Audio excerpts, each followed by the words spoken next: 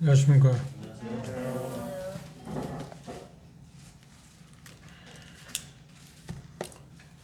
현자님들이 기도해 주셔서 지난 금요일 날 제주에 갔다가 월요일 날 잘 돌아왔습니다. 제주가 모임에 세 군데 있습니다. 남문하고 남한림하고, 그러니까 제주 시내가 남문이 있고요. 한림읍이 있는데 거기에 한림 서법교회가 있고요. 그리고 제주 시내에 제가 다녀왔던 가령골, 새로운 그 이름이라고 그러더라고요. 가령골 교회입니다. 그런데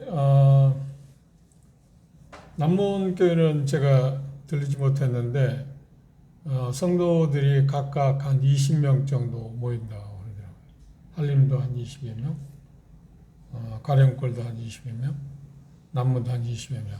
근데 그 중에서도 남문이 좀 어렵다고 그 이야기를 들었는데 구체적인 잘 모르겠습니다. 그 중에서도 제가 다녀온 가령골 교회가 새롭게 그 장소를 구입해서 새로운 마음으로 모이게 되는 것을 보았고, 한림교회는 오래전에 처음 시작할 때 집을 예배당을 지었고 그래서 시작되어진 그런 교회입니다. 가보니까 뭐 우리가 사는 곳이, 세상에 사는 곳이 어디든 다 어려움들이 있잖아요. 각각 그 여러 가지 어려움들이 있는 걸 봤습니다.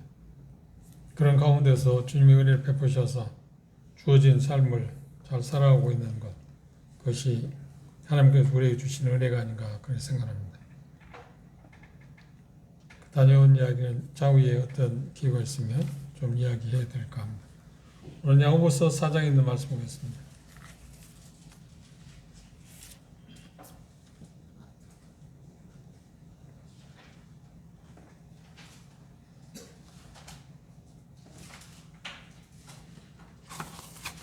오늘 야고보서 4장 11절 12절에 있는 말씀만 오늘 보겠습니다. 11절 12절 함께 읽을까요? 야고보서 4장 11절 12절입니다. 시작. 형제들아 피차에 비방하지 말라. 형제를 비방하는 자나 형제를 판단하는 자는 곧 율법을 비방하고 율법을 판단하는 것이라. 네가 만일 율법을 판단하면 율법의 준행자가 아니요 재판자로니 입법자와 재판자는 오직 하나이시니 능히 구원하기도 하시며 멸하기도 하시느니라. 너는 누구건대 이웃을 판단하느냐. 형제를 비방하고 판단한 그런 죄에 대해서 야고보는 지금 우리에게 이야기하고 있습니다. 야고보사들은 수신자들에게 그들이 정말 거듭난 사람인가 아닌가 하는 것을 점검하기를 원했습니다. 정말 구원받은 사람이라고 하면 지난 시간에 본 것처럼 겸손한 사람이다. 그런데 반대로 오늘 이 말씀에서는 거듭난 사람의 삶의 특징은 뭐냐면 형제에 대해서 비방하고 판단하는 일을 금한다. 그런 사람들이라고 하는 표현을 했습니다. 먼저 이 비방과 판단이라는 말의 뜻을 이렇게 풀이해 보면, 비방이라는 말은 악한 뜻을 품고 전하는 거짓 이야기, 또는 그 통보. 그러니까 다른 사람의 평판을 뭐라고 할까요? 흠집을 내서 그 평판을 떨어뜨리는 것. 그것을 우리는 비방이라 그렇게 말합니다. 인생의 삶에서 중요한 게 뭐냐면 뭐니 해도 평판입니다. 평판이라는 말은 다른 사람들로부터 받게 되는 그런 평가, 그것이 대단히 중요한데 비방을 통해서 그 평판을 떨어뜨리게 하는 것, 그런 것들을 비방이라 그렇게 이야기합니다.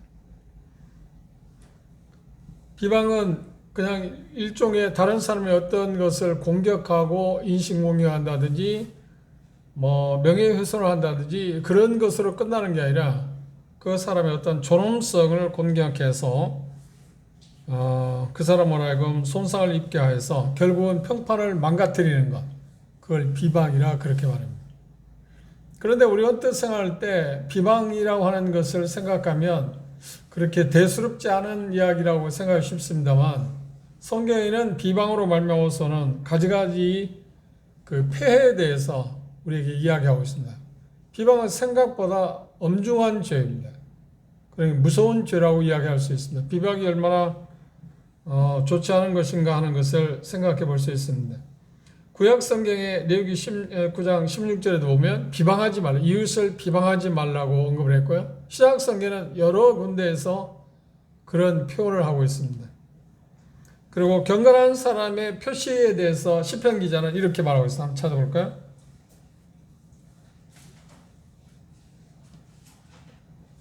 시편 15편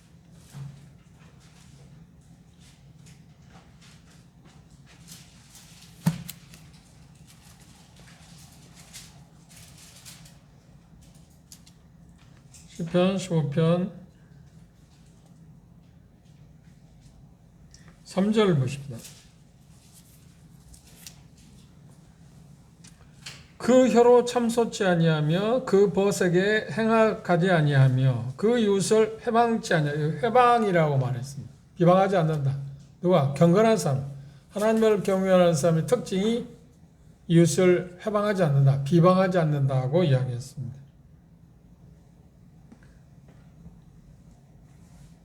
신약성경에서 그런 표현을 종종 하고 있는데, 비방이 우리에게 주는 폐해가 뭘까요? 첫째, 그 우정을 무너뜨린다고 잠언 기자는 그렇게 이야기하고 있습니다. 그리고 두 번째, 깊은 상처를 줍니다. 그리고 세 번째, 사람들을 망하게 하기도 합니다. 잠언 11장 9절에 그렇게 말했습니다. 그리고 이 비방으로 말미암아 실당한 다툼을 일으킵니다. 그리고 비방은 잠언 6장 19절에 보면 불화를 일으키기도 합니다. 싸움을 시작하게 되는 그런 경우가 있습니다. 그런데 중요한 것은 뭐냐면 비방하는 자는 스스로를 어리석게 만듭니다. 스스로를 어리석게. 그런데 저도 비방을 해봤고 여러분도 비방을 해봤을 겁니다. 비방하는 이유가 뭔가요? 자기 자신을 합리화시키기 위해서, 자기 자신이 옳고 상대방이 뭔가 잘못되었다는 것을 이야기하고 싶어서 비방하는 거 아닌가요? 자기의 옳음을 주장하기 위해서 비방하는 것입니다. 그런데 오히려 비방함으로 말하면 스스로 어리석게 만든다고 하는 것을 잘 생각하지 못하는 경우가 있습니다. 잠언 한번 보실까요?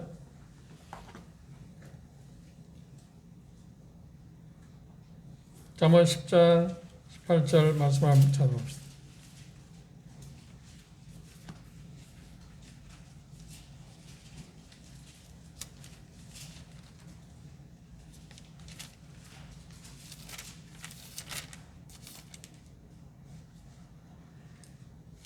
잠언 10장 18절에 보시면 미워함을 감추는 자는 거짓의 입술을 가진 자요 참소하는 자는 미련하다.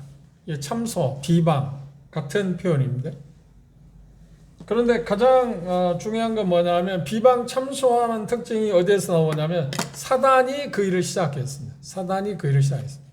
비방한다, 참소한다고 하는 말은 곧 사단의 전매 특허를 본받고 있다.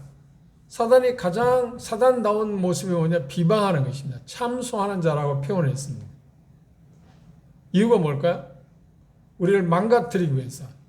그런데 우리가 상대방 어떤 사람들을 형제들 사이에, 자매들 사이에, 형제 자매들 비방하게 될 때 그 사람을 망가뜨린다고 생각하지 않지 않나요? 그런데 그 사람을 망가뜨린 겁니다. 거짓된 비방을 받게 될 때 우리는 인간 사회에서 어떤 일을 하는가요? 명예훼손이라고 해서 고소를 한다든지 그런 사태를 벌여지지 않나요? 비방은 생각보다 무거운 것입니다. 그런데 비방은 우리가 자주 하기 때문에 그렇게 가볍게 생각하기 쉽습니다만 그렇지 않다고 하는 것을 우리가 생각하는 게 필요할 것입니다.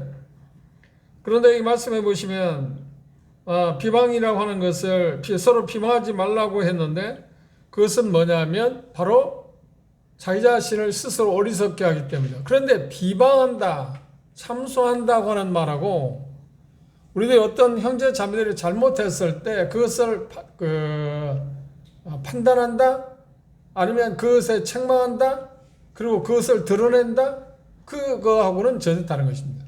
비방은 거짓된 것, 사실이 아닌 것을 부풀려서 그 사람을 망가뜨리려고 하는 것이 비방이지만 형제 자매들이 잘못한 것, 그것들에 대해서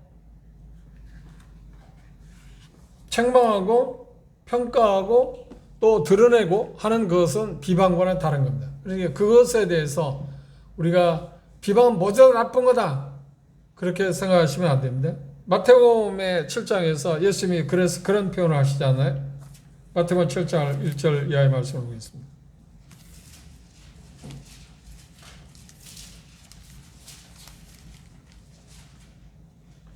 예수는 단어를 7장 1절이면 비판을 받지 아니하려거든 비판하지 말라. 너희의 비판은 그 비판으로 너희가 비판을 받을 것이요 너희의 헤아리는 그 헤아림으로 너희가 헤아림을 받을 것이니라. 여기는 비판, 비방과 같은 단어입니다. 비방하지 말아야 할 것에 대해서 이야기했습니다. 그런데 비판하지 말아야 할 것을 말하고 있지만 후반부에 보시면 뭐라고 하냐면 거룩한 것을 개나 돼지에게 던지지 말라고 하는 말씀에서 분별을 권장하고 있습니다. 분별과 비방은 차이가 있습니다. 그러니까 긍정적인 쪽에서의 판단, 그게 분별이겠죠. 그것은 해야겠지만 거짓된 것, 헛된 것을 갖고 상대방을 망가뜨리려는 것은 비방이고, 어떤 형제 자매들이 잘못했을 때 그것에서 책망하고 바로잡기 위해서 어떤 이야기를 하는 것은 그 판단과 아니면 비방과 다른 겁니다. 그것은 얼마든지 해야겠죠. 그것들에 대해서 그 차이점을 우리가 알고 있는 게 필요한데, 모든 것 비판하고 비난하는 것이 잘못됐다고 생각하시면 안 돼요. 판단은 필요한 것이다. 분별, 정확히 말하면 비판은 하지 말아야겠지만 분별은 해야 한다라고 하는 것을 우리가 생각해 봅니다. 이 말씀에서 보면 비방에 대해서 이야기하고 있고, 그 다음 판단은 어떤 것인가요? 판단한다고 표현할 때 여기 우리 지금 읽은 말씀에서 보면 그렇게 말했습니다. 11절은 형제들아 피차에 비방하지 말라. 형제를 비방한 자나 형제를 판단하는 자, 판단한다, 논단한다, 뭐 그런 표현을 할 수 있습니다. 그런데 실상은 자세히 보시면 비방의 실제적인 사건이 언제부터 시작됐나요? 창세기 3장 1절에 드디어 사단이 처음으로 이 일을 시작했습니다. 창세기 한번 돌아볼까요? 창세기 3장 1절 이하의 말씀 봅시다.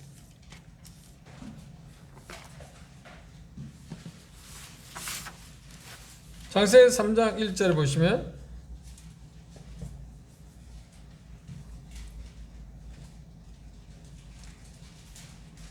여호와 하나님이 지으신 들짐승 중에 뱀이 가장 간교하더라. 뱀이 여자에게 물어 가로되 하나님이 참으로 너희들어 동산 모든 나무의 실과를 먹지 말라 하시더냐. 이 질문은, 사단이 이 말을 하와에게 한 거 뭔가요? 하나님의 진실성에 대해서 비방하고 있습니다. 하나님은 진실하지 않다 하는 이야기를 했습니다. 그 다음 5절 보십시오. 5절을 보면 너희가 그것을 먹는 날에는 너희 눈이 밝아 하나님과 같이 되어 선악을 할 줄을 하나님이 아시며. 여기는 뭐에 대해서 지금 비방하고 있습니다. 하나님의 동기, 선악과를 따먹지 말라고 한 동기가 어디에 있냐면, 다시 말하면 하나님의 이기적인 목적 때문에, 하나님 자기 자신만 그 어떤 것을 누리기 위해서 너희들이 누려야 할 그것들을 누리지 못하게 하기 위해서 그걸 먹지 말라고 한 거다. 대단히 잘못된 비방이지 않나요? 이 비방으로부터 시작해서, 그래서 사단, 마귀, 그 특징이 뭐냐면 비방하는 자, 참소하는 자라고 표기를 해놨습니다. 그런데 우리가 범죄함으로 말미암아서 동일하게 사단이 하는 일들을 우리가 흉내내고 있다 라고 하는 것을 우리가 생각해 보면 이 비방이 얼마나 무서운 죄인가 하는 것들을 쉽게 생각해 볼 수 있습니다. 그런데 말씀드린 것처럼 우리의 일상적인 삶에서 비방은 너무 어떤 면에서 자유스럽거든요. 너무 흔한 일입니다. 그런데 오늘 이 말씀을 통해서 우리는 비방에 대해서 정말 조심해야 할 그 문제 가운데 하나라는 것을 다시 한번 생각해 보면 도움이 될 거라고 그렇게 생각합니다. 비방, 판단 문제에 대해서 네 가지 어떤 사고의 영역에 대해서 생각해 볼 수 있는데, 첫째 뭐냐면 여기 보면 형제들아 그렇게 표현했어요. 다른 형제 자매들에 대한 나의 태도, 나의 생각은 어떤 것인가. 그런데 이 표현 가운데 야고보서는 뭐라고 표현하냐면 형제들아 피차 비방하지 마라. 이 피차. 그러니까 서로가 서로를 비방하게 된다. 그것을 하지 말라고 그랬습니다. 그러면 생각해 보십시오. 건전한 가족관계, 행복한 가족관계라고 표현하겠죠. 행복한 가족관계에서 남편이 아내를 비방하는 거예요? 아내가 남편을 비방하는 거예요? 자녀가 부모를 비방하는 거예요? 부모가 자녀를 비방하는 거예요? 비방하지 않습니다. 그러니까 이 형제들이라고 할 때 한 가족이기 때문에 비방하지 말아야 한다. 해서는 안 된다. 한 가족의 특징이 뭔가요? 사랑 아닌가요? 사랑하는 사람들은 비방하지 않는다는 거예요. 내가 누군가를 비방한다고 하는 말은 뭐냐고 하면 그를 미워한다는 말입니다. 이건 참 좋지 않은 것이죠. 그래서 이웃과의 관계에서 우리가 생각해야 할 건 뭐냐면 절대로 이 비방은 사랑하는 관계에서 일어나는 일이 아니기 때문에 가족 관계를 훼손하는 거다. 우리는 같은 형제 자매들 아닌가요? 근데 형제 자매들인데 어떻게 서로를 비방할 수 있겠습니까? 그래, 갈라디아서 기자는 뭐냐? 서로 물고 먹히면 어떻게 나가요? 피차 뭐라고요? 망한다. 피차 망한다. 그건 어떤 쪽에서 보면 사단만 즐겁게 하고 우리의 적들을 이롭게 하는 것이 서로를 해치는 일을 우리는 할 수 있지 않나요? 그런데 자세히 우리의 삶을 훑어보면 우리는 이 일을 참 잘해요. 서로 비방해. 물고 뜯어요. 물고 뜯는다고 할 때 어떤 짐승이 생각나는 거야? 개싸움을 우리가 종종 해요. 형제 자매들인데 서로가 물고 뜯는 일을, 비방하는 일을 해요. 그러면 바울사도는 뭐하는 거야? 피차 멸망한다. 피차 상한다. 그런데 그 피차 상할 거라고 생각하냐고 내가 상대방을 물면 그 사람만 해를 입을 것까지 생각하는데 그것을 끝나면 그도 역시 나를 물 거다. 그럼 서로 상처가 입지 않나요? 가족관계에서 이와 같은 일은 정말 어리석은 일 아닌가요?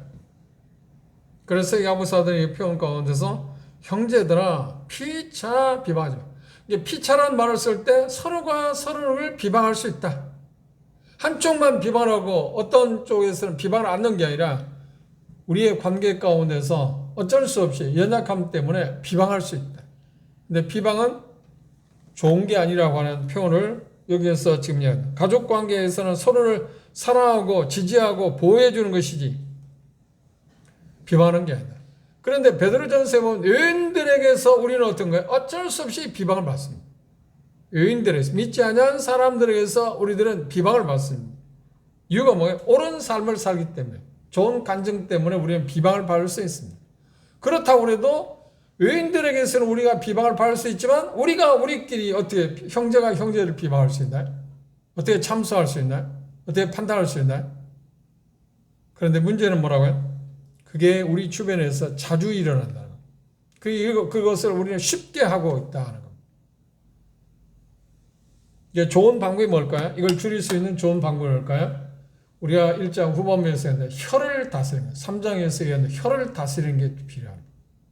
말을 참 한 번 생각하고 또 한 번 생각하고 말하는 것. 한 번 그 말을 뱉으면 그걸 주워담지를 못하지 않나요? 한 번 생각해요. 다른 형제 자매들에 대해서 어떤 이야기를 할 때 또 한 번 다시 생각해보고 이야기하는 것. 그러면 비방을 줄일 수 있지 않나요? 비방은 참으로 서로를 해치는 거다. 그리고 앞에서 말씀한 자문 기자가 이야기한 것처럼 비방하게 될 때 자기 스스로 어리석은 사람이라고 드러낸다. 그런데 비방하게 될 때 똑똑하다고 생각하지 않나요? 그리고 더군다나 중요한 것은 뭐냐면 비방하게 될 때 그걸 동조하는 사람이 있어요. 같이 박수를 치는 사람이 있어요. 그러니까 그러면 어떤 이야기인가요? 그 사람도 역시 자기도 역시 어리석다고 하는 것을 표현합니다. 비방은 참 어리석은 것을 드러내는 거다. 한번 그런 걸 생각하고 누군가가 누구에게 비방하게 될 때 저 사람 참 어리석구나. 우리가 그렇게 바라볼 수 있으면 비방을 우리는 줄일 수 있다고 생각합니다. 그리고 여기 판단이라고 표현했어요. 판단은 무엇인가요? 무엇인가를 분별해서 평가하는 것이 아니고 비난하고 정죄하는 것을 판단해요. 마태복음 7장에서 비판한다고 하는 말이 그런 뜻입니다. 옳고 그런 것을 적나라하게 잘 분별해내기 위해서 어떤 것을 말하는 게 아니고 비난하고, 그렇죠? 평가하고, 자기가 마치 후반부에 다음에 말씀이 나옵니다. 자기가 마치 그걸 논다라는 자격이 있는 사람, 재판한, 판단할 수 있는 자격이 있는 사람처럼 의기양양하게 상대방을 공격하는 것. 그걸 판단이라고 이야기하고 있습니다. 이게 비방과 판단은 우리 자신들에게 있어서 대단히 익숙한 일이다. 그리고 쉽게 극복하기가 생각보다 어렵다. 그 다음 두 번째, 율법에 대한 우리의 태도입니다. 11절 하반절에 보면 이 말씀에서 율법을 야고보가 지금 제시하고 있는데 그건 뭘 이야기하는 거예요? 율법의 가장 큰 정수라고 표현한 거예요. 가장 큰 좋은 것은 뭔가요? 사랑이다. 율법의 완성은 사랑이라고 했잖아요.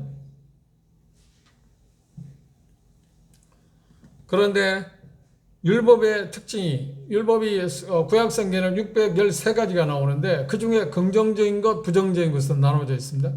율법을 줄이면 몇 가지로 나올 수 있나요? 구약에서 말하고 있는 하지 마라 하라고 하는 것을 줄이면 종합하면 뭘로 나오느냐? 10계명으로 줄일 수 있습니다.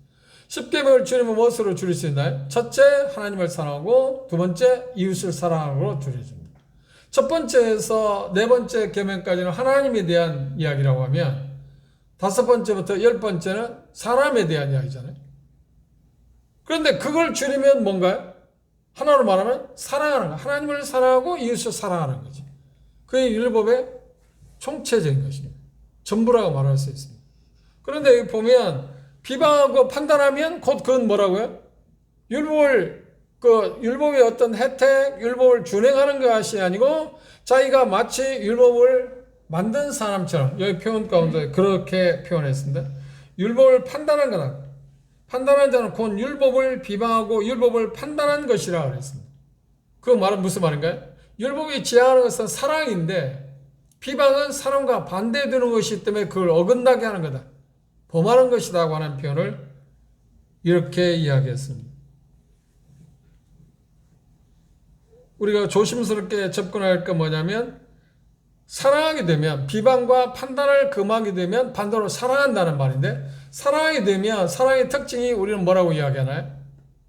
그것을 여러 가지로 이야기할 수 있는데 한마디로 이야기한다면 자기 자신에 대해서는 소중하게 생각지 않냐고 다른 사람에 대해서 가치 있게 평가하는 거예요.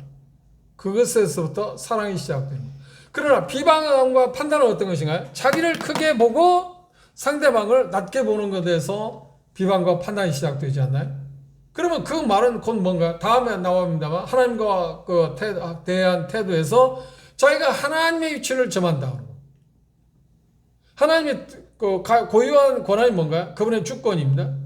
그리고 옳고 그름을 평가하는 것은 유일하게 누구만이 할 수 있나요? 하나님만이 할 수 있는 겁니다.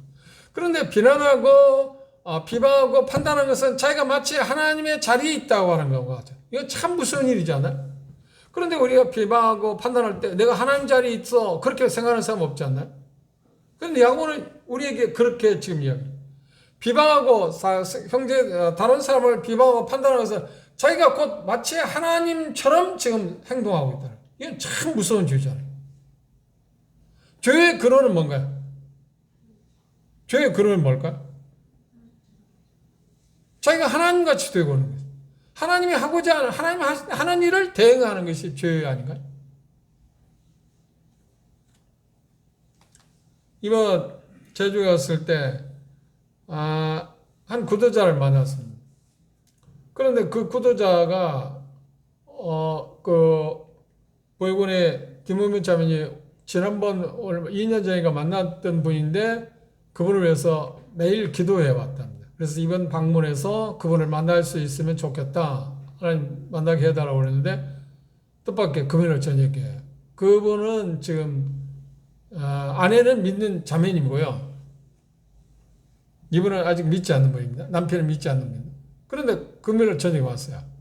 금요일 저녁에 와서 교제하고 토요일 날 이제 그 여러 지역을 이제 다니는데 그분이 차를 갖고 왔습니다.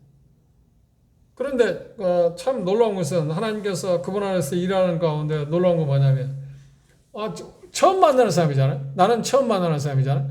근데 그분 차를 타고 이제 저쪽 서귀포 쪽에서 한라산을 옆에 끼고 제주시로 다시 돌아오는데, 그분은 제주시에 사는데, 돌아오는데 차 안에서 그분의 과거를 자기가 이야기하는 거예요. 그런데 그 과거는 부끄러운 이야기예요. 대단 부끄러운 이야기입니다. 그런데 서슴없이 그걸 다 이야기하는 거예요.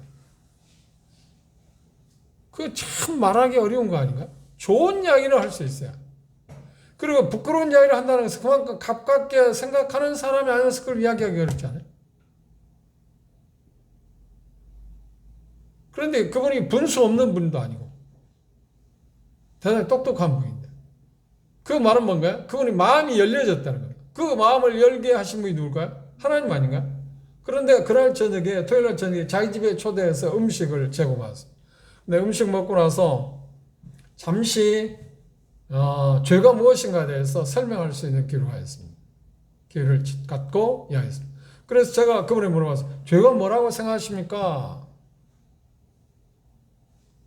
그러니까 상식적인 이야기잖아요. 그러니까 이제 자기가 어떤 지은 죄들에 대해서 자기 과거를 나한테 이야기했으니까 그것들의 몇 가지를 이야기했습니다. 한 두 가지 정도였습니다. 그런데 제가 설명하기를 그건 죄가 아니고 죄의 열매입니다. 죄의 열매. 그리고 두 번째 물어봤습니다. 죄를 범하기 때문에 죄인입니까? 죄인이기 때문에 죄인이겠습니까? 죄를 범하겠습니까? 그러니까 그분은 그 질문을 했을 때 대답을 안 했지만 뭐라고 대답했을까요? 죄를 지으니까 죄인이겠지. 죄인이기 때문에 죄를 짓는다는 생각은 성서를 접하지 않는 사람, 깊이 생각하지 않는 사람, 아무도 그렇게 대답하는 사람이 없잖아요. 그게 죄란. 우리는 죄인으로 태어났기 때문에 죄를 범하는 거예요. 그리고 죄가 뭘까? 하나님께서 말씀하신 죄는 뭘까? 우리가 사람을 죽인다든지 누군가 해친다든지 어떤 그런 것들을, 도덕적인 그런 것들, 법적인 것들을 어기는 것이 죄라고 이야기하는데, 그건 죄가 아니고 죄의 열매고, 실상은 죄는 하나님을 무시하는, 하나님을 대적한 거. 하나님 없이 내가 하나님이라고 생각하는 거. 나는 하나님 없이도 살 수 있다고 하는 거. 그게 바로 죄다. 그런데 여기 야고보는 뭐라고 하는 거야? 하나님이 하는 일을 자기가 하는 것을 죄라고 말해요. 어떻게, 하나님도 아닌데 하나님의 역할을 어떻게 합니까? 판단하고, 여기가 재판한다? 비방하고 판단하는 것은 뭐냐면 마치 자기가 하나님의 입장에서, 하나님의 자리에서 하나님이 하시는 일을 지금 대행하고 있다는 거예요. 이건 무서운 죄 아닌가? 하나님이 할 수 있는 일 아닌가? 마치 사단이 거기에서 시작됐지 않아요?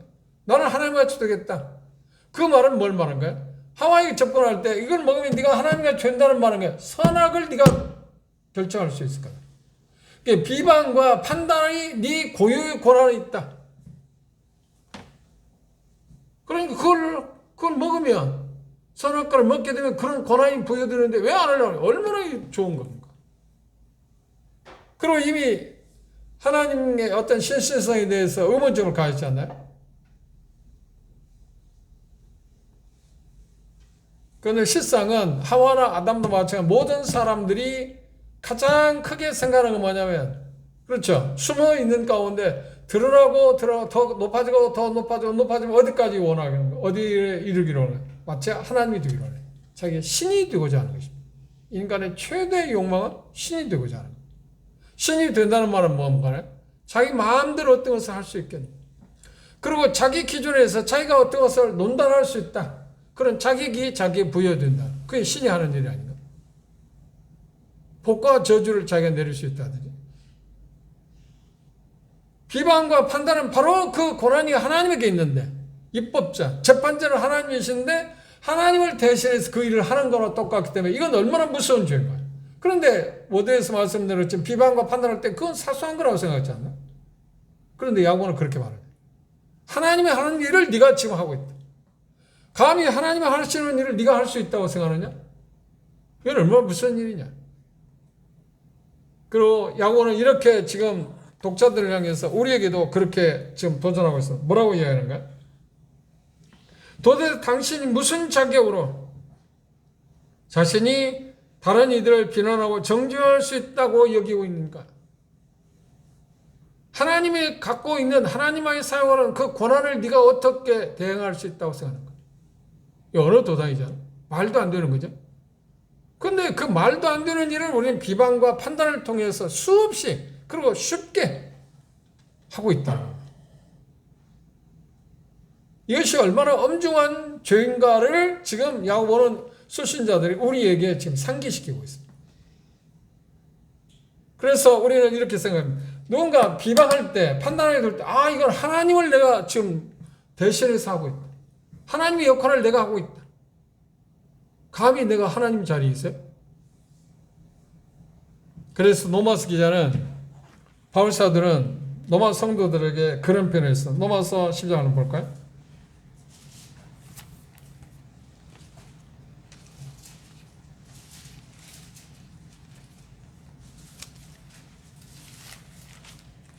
노마서 12장 3절 말씀해 보면 내게 주신 은혜로 말미암아 너희 중 각 사람에게 말하노니 마땅히 생각할 그 이상의 생각을 품지 말고 오직 하나님께서 각 사람에게 나눠주신 믿음의 분량대로 지혜롭게 살 마땅히 생각할 그 이상의 생각을 품지 마라. 그 이상의 생각은 뭔가요? 지금 말한 대로 나오면 그렇죠. 하나님이 갖고 있는 재판관 판단 그 권한을 내가 행사하려고. 그리고 15장에 가서 실례로 14장에 그렇게 표현했습니다. 14장 어서 14장 보시죠. 14장 14절에 보시면 내가 주 예수 안에서 알고 확신하는 것은 무엇인지 스스로 속된 것이 없으되 다만 속되게 여기는 그 사람이다. 그렇게 표현했습니다. 4절 보시면 14장 4절에 남의 하인을 판단하는 너는 누구냐? 그 섰는 것이나 넘어지는 것이 제 주인에게 있음에 저가 세움을 받으리니 이는 저를 세우시는 권능이 주께 있습니다. 이건 그 권한이 주님의 권한이에요. 세우고 판단하고 어떤 것을 잘못됐나 옳고 그런 것을 구분할 수 있는 권한을 갖고 계시는 분은 여기에서 표현할 때 주님이십니다. 그런데 앞에서 말씀드린 것처럼 비방과 판단에 대해서 건전한 판단 그걸 해야 한다고 하지 말아야 한다. 그건 해야죠. 마땅히. 어떤 정당한 어떤 잘못에 대해서 그걸 드러내고 그걸 다시 말하면 책망한다든지 권면한다든지 하는 것은 얼마든지 해야 합니다. 그런데 여기 표현하는 것은 뭐냐면 한 사람이 다른 형제 자매들이 쓰고 안 쓰고 그러니까 세움을 입느냐 안 하는 것은 내 권한이 있지 않다는 겁니다. 그래서 여기서 말씀하는 것은 판단하는 것에 대해서 조심해야 한다. 판단하게 될 때, 비방하고 판단하게 될 때 어떤 권한을 행사하고 있다고요? 하나님의 고유 권한을 침해하고 있다는 겁니다. 이거 얼마나 무서운 죄인가요?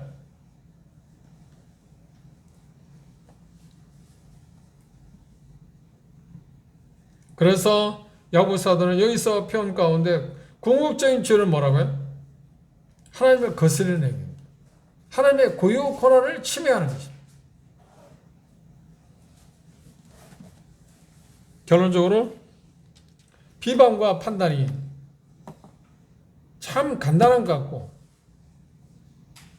사소한 죄인 것처럼 생각하지만 실상 어떻게? 그 어떤 죄보다 무거울 수 있다. 왜요? 하나님의 고유 권한을 지금 내가 침해하는 겁니다. 하나님만이 하실 수 있는 일을 내가 하고 있다는 거 아닌가? 이거 지금 무슨 죄가 되냐? 이제부터 이 말씀을 우리는 항상 염두에 두고 형제들을 비방하고 판단한 일에 대해서 그때마다 어떤 생각을 하냐 입에 재갈을 물어요. 어떤 생각을 하면 이건 하나님의 권한을 내가 지금 침해하고 있고 하나님이 하실 수 있는 일을 내가 지금 하고 있고 참 조심해야 합니다. 그런데 이 부분에 대해서 어떻게 균형을 잃지 말아야 합니다. 어떤 경우에서는 형제들에 대해서 그 잘못된 것에 대해서 건지기 위해서 돌이키도록 회개하도록 하기 위해서 우리는 그것에 대해 일깨워주고 이게 잘못됐다고 분명히 이야기해야 할 때도 있어요. 그렇죠? 그런데 지금 비방과 판단은 무엇인가요? 사실이 아닌 것을 갖고 지금 이야기하는 거잖아요. 그렇죠? 그런데 우리가 분별하고 어떤 쪽에 판단을 긍정적인 판단을 해야 하는데 그건 사실을 가지고 이야기하는 거고 일어난 일을 가지고 그게 잘못됐다고 말하는 거고 그런 권한이 일꾼들에게 있잖아요. 그런 권한이 교회에 있잖아요. 그렇죠? 그럼 개인에게도 주어져 있어요. 마태복음 18장에 보면 어떤 형제가 잘못했을 때 어떻게 하라고 하는 거예요? 가서 그 일깨워줘라. 그 일깨워줘라. 형제가 자매가 이런 일을 내게 했지 않느냐고 말하는 거예요. 그건 판단인가 비판인가요? 비방하는 건가요? 아니요. 그건 건전하는 것입니다. 그 어떤 그 균형, 양면성이 있습니다. 무조건 그 비방하고 판단이 잘못됐다고 말하지 말고 그 차이를 여러분 아시겠죠? 그리고 여기서 지금 야고보가 이야기하고자 하는 가장 중요한 것은 잘못된, 그래서 판단과 비판의 정의를 정확하게 이 본문에서 이야기하고 있는 정의를 문장의 단어의 의미를 우리가 생각했잖아요. 잘못된 것, 거짓된 것, 허황된 것, 상대방을 공격하기 위해서, 평판을 깨뜨리기 위해서, 자기를 돋보이기 위해서 거짓된 것을 퍼뜨리는 것을 비방하고 그걸 공격하는 것을 우리는 판단했잖아요. 그리고 그것들에 대해서 논단을 내리는 것, 그걸 판단이라고 했잖아요.